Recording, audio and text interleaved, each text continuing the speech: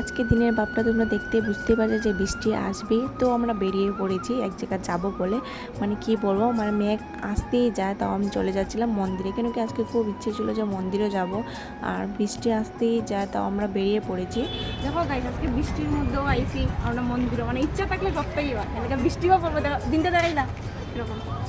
আর এখন ওই একটু বৃষ্টি পড়ে, ঠিক আছে, নানা মন্দিরে আইছি, দিন দেখতে চলো।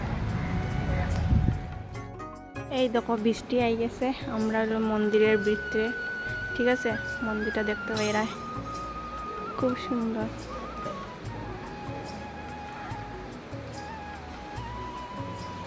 সেই বৃষ্টি আইছে, আমরা কি তখন মন্দিরের মধ্যে বই থাকবো, আর মজা লাগে। রায়া ফার্স্ট টাইম আমি এসেছি রামকৃষ্ণ মিশনে, আমার তো খুব ভালো লাগে।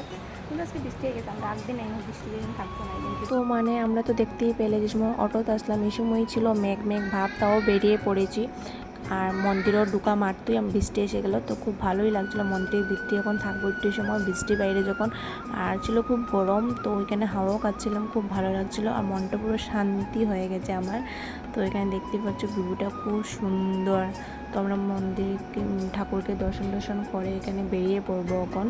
আর বাইরের দৃশ্যটা তোমরা দেখতেই পেলে, এখন সন্ধ্যা হতে হতে যায়, খুব সুন্দর লাইটিং করেছিল, মানে খুব ভালো লাগছিলো, মনটা পুরো শান্তি হয়ে গেছে।